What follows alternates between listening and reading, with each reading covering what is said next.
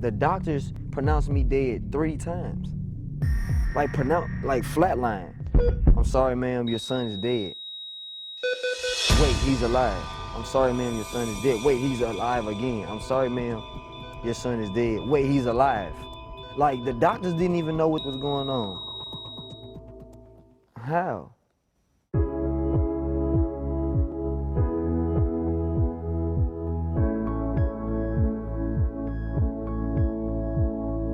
I was in the coma for a month. I got shot December 23rd. I think I woke up around like January 23rd, 24th. I was 17 at the time. The bullet went through my lung, hit my lung right. It went through my heart, my aorta, the main vein in my heart. Went through my lung, hit my intestines. See, I wasn't even aware of the severe damages. I know my vision was impaired, but I wasn't fully aware of what was going on. When I actually got shot, I actually had my auntie come pick me up. I got in the back of her car. She took me to Skyline Hospital. They had to life flight me to Vanderbilt. Normally it takes 4 minutes for the brain to not receive enough oxygen or blood or how the body operates before it's completely a vegetable, before it's completely dead. I believe my body stayed alive about 30 minutes to an hour. These are certain organs that your body just have to function. That's when I started to believe, okay, like this thing is way greater than what certain people know or certain people believe. They told my mom that I'll never be able to walk again because the bullet came out of my spine and they thought that I was paralyzed. The doctors was like, you won't be able to do anything until June. The late April, beginning of May is when I went right back into my environment. Gang banging, fighting. I kind of grew this thought of either I'm gonna die a legend or I'm gonna live this life long enough to become a legend. I kind of felt invincible a little bit. It was like, you're either gonna kill me or I'm gonna eventually heal and come back. I mean, I lost my legs, I got shot in the heart. You know, it's like, if I can go through that, what you gonna do? You gonna stab me? Okay, cool. I've been cut on before. I got wounds and, you know what I'm saying? I've been cut on before. I ain't worried about no, and I've been shot apparently, so I'm not worried about a gun either. So that's when I started to really start getting reckless. Fights was, oh man, I'm sitting here every day walking around totally disregarding life because I didn't care if I died. My goal was to be a legend. I'm gonna go as hard as I had to go, and I'm gonna do what I had to do. And if you stand in my way, I'm gonna terminate you, period. And I realized that ain't how you supposed to look at life. Cause you know, that's not really what life is about. The point when I started to turn over was when I got arrested.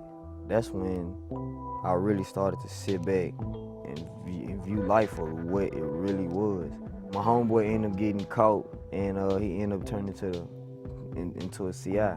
We were just reckless, and when he ended up turning me over to the feds and I got locked up, that made me realize, like, okay, wait, let me start remembering some of the things that my mom was saying to try to stop me. Like, see, God will talk to you directly through other people, like directly through other people. And I didn't realize it until like I got older, until like I really got into listening to that word. That moment of me sitting still, of me not being able to move and not being able to listen to radio or look at television or talk on the phone, or I kind of detached myself from life, and I really realized what true peace was.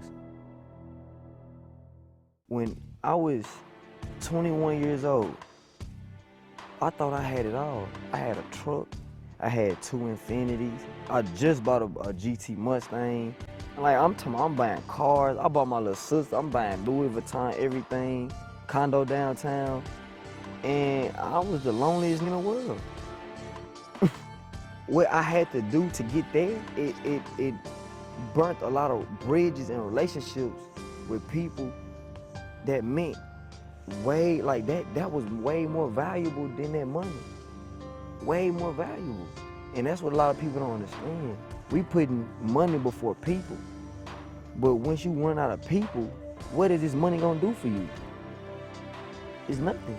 And I'm sitting in this condo, and I'm like, yeah, after all the girls leave or whatever, I'm still the only one in the crib by myself, me and my dog. Love is something that cannot be replaced, period.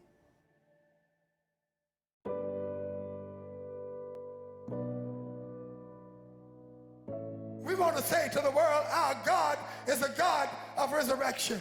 It's never too late for God. No matter how troubled our situation might be, no matter how distressed our world might become, God is the answer that we need. If I can go through all this, then I obviously have to have some kind of purpose to be here. It's kids out here, man, who's going crazy. And this is my way of reaching out to them like, bro, I've been exactly where you're trying to go.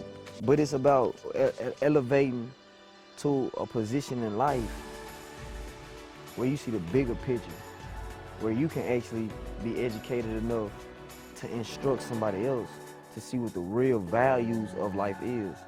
And I think that's what we don't have, the real value of life. I'm able to share my experiences to 1,000 people. I'm not sure how many people gonna see this, but people around the world, bro, that's gonna actually be like, okay, that is real. If don't nobody take anything, I want people to realize that I had a bullet go through my heart, my lung, my kidney. I have only one kidney. My kidney, my intestines, and my spine. I had pneumonia in my lungs. You know what I'm saying? It's like these are all things that kill people. Like people can get shot in the leg and die. I stayed alive. How? I need explanation. You see what I'm saying? And it's only one explanation when you talk about things to this degree. And that's a higher power, that's God himself.